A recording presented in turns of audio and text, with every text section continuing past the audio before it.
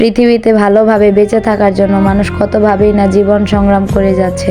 কেউ চলে যায় দূর প্রবাসে পরিবারকে একটু সুখে রাখার জন্য, আবার কেউ রাত দিন পরিশ্রম করে পরিবারের মুখে হাসি ফোটায়। জীবনটা আসলেই অনেক বড় একটা চ্যালেঞ্জ। টাকার জন্য মানুষ কত কিছুই না করে। এখন তো পৃথিবীতে টাকাই এনে দেয় সম্মান। ছোটবেলায় বইতে পড়েছিলাম যে শিক্ষাই জাতির মেরুদণ্ড। এখন বাস্তবতার চোখে দেখতেছি শুধু টাকাই পারে একটা মানুষের জীবনে সুখ সমৃদ্ধ সবকিছু আনতে। টাকাই মানুষের মেরুদণ্ডকে সোজা করে। যাই হোক, এই ভিডিওটা হচ্ছে কালকে রাত 12:30টার দিকে করা হয়েছিল। কাল রাতের বেলায় হঠাৎ মেশিনের শব্দে ঘুম ভেঙে যায়। তো ভালো করে খেয়াল করে দেখলাম যে বাহিরে এসব ধানের মেশিন চলতেছে। তো ভাবিকে নিয়ে বের হয়ে গেলাম তারা এত রাতে মেশিন চালাচ্ছে সেটা দেখার জন্য। তো এগুলো দেখার পর ভাবলাম একটু ভিডিও করি, আপনাদের সাথে শেয়ার করব। তাই জন্য বাড়িতে কারেন্ট না থাকার কারণে ভিডিওটা তেমন ভালো হয় নাই, জাস্ট আপনাদের সাথে শেয়ার করব, তাই জন্যই ভিডিওটা করা আর কি। দেখেন এত রাতে তারা 3জন মানুষ কতটা কষ্ট করে মেশিন থেকে ধানগুলোকে বের করতেছে।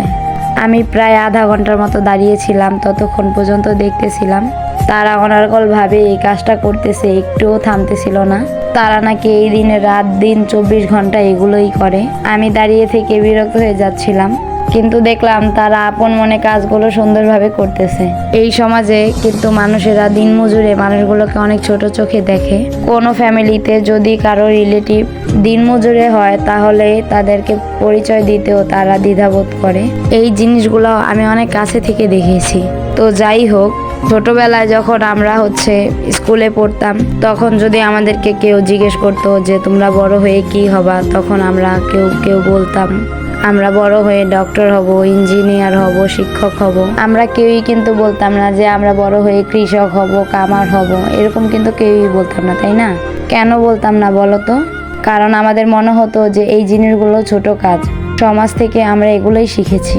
কিন্তু একবার চিন্তা করে দেখো তো, আজকে কৃষক যদি না থাকতো তবে ক্ষেতের ধান চাষ করতো কে? আবার ধানগুলো কাটতো বা কে? দিনমজুরে যদি সমাজে না থাকতো তাহলে আমাদের বাড়ির অন্যান্য কাজ যেমন মাটি কাটা, ডালপালা কাটা, আরো বিভিন্ন রকমের কাজগুলো কেই বা করে দিত। যুগের এই পরিবর্তনে আমরা এমনভাবেই পরিবর্তন হয়েছি যে এমনই আধুনিকতা ছোঁয়া আমাদের গায়ে লেগেছে, আমরা সঠিক মানুষগুলোকে সঠিকভাবে বিচার করতে পারি না।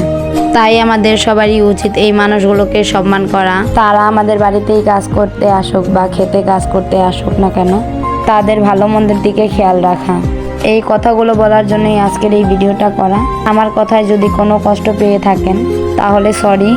আজকের ভিডিওটা এই পর্যন্তই। দেখা হবে নতুন কোনো ভিডিওতে। ততক্ষণ পর্যন্ত সবাই ভালো থাকবেন, সুস্থ থাকবেন। Thank you so much, love you all. আল্লাহ হাফেজ।